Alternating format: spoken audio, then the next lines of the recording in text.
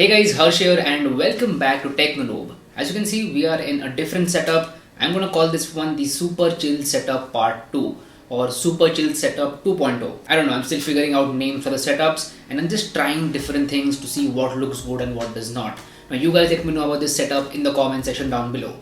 Do you like it? Do you hate it? Whatever it is, please let me know about this in the comments down below. But anyway, the main topic today is Poco X3 Pro. It is finally here in the studio. And this phone is very interesting because it comes with a Snapdragon 860 processor for the starting price of rupees 19,000. That's it, under 20,000 you are getting a Snapdragon 860 processor, which is a very good thing. So for all the gamers and the tech enthusiasts out there, this is a very interesting phone. So yes, this is the super chill unboxing of the Poco X3 Pro. Let's begin.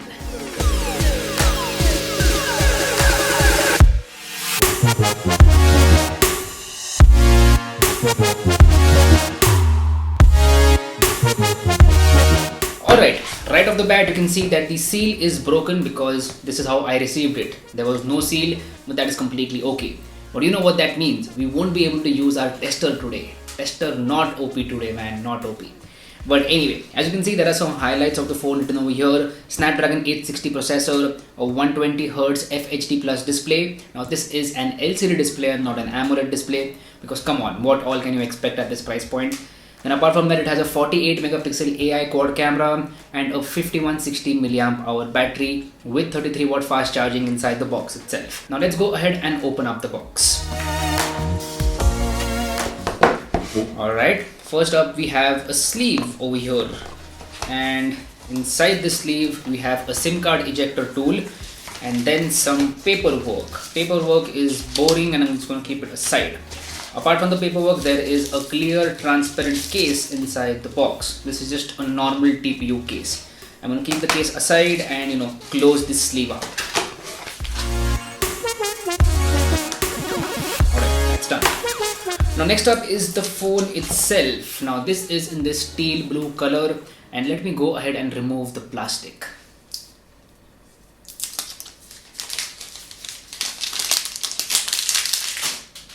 Next up is the IMEI sticker.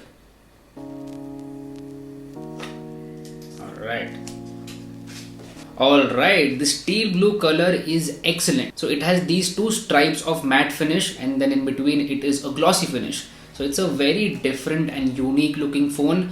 Like, it looks like the Poco X3, but it is better in terms of the in-hand feel, and also these matte lines are excellent. So the in-hand feel is definitely better than Poco X3. It's not bulky. I mean, it is a little bulky, but not too much, not like the Poco X3, and I do appreciate that. So yes, the in-hand feel is definitely better than its younger brother. Now let me quickly go ahead and boot up this phone. Alright, while it boots up, let's see what else do we get inside the box. Now apart from this, there is a 33 watt fast charger inside the box, standard 33 watt charger, and you also get a USB-A to USB Type-C cable. So pretty standard stuff. Now let me keep everything inside the box and we'll get back to the phone.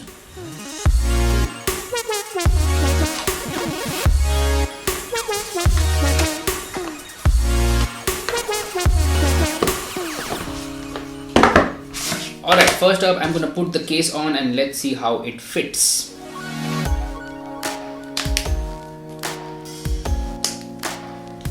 Alright, the case fits on pretty snugly, so that is a good sign. It is now time for a physical overview of the phone. So on the right side there is a power button which also houses the fingerprint sensor. Then just above that we have the volume rockers. On the back side we have the camera module and the Poco branding. On the left side there is the SIM card tray. On the top we have the secondary noise cancellation microphone and the IR blaster as well. On the bottom we have the headphone jack, USB Type-C port, primary microphone and the speaker as well. So that was the physical overview. Alright, time to set up the fingerprint sensor. Now this is a physical fingerprint sensor, which I do appreciate because the in-display ones in the budget series are not just that good. Like, the physical ones make more sense because they're more accurate and the success rate is better.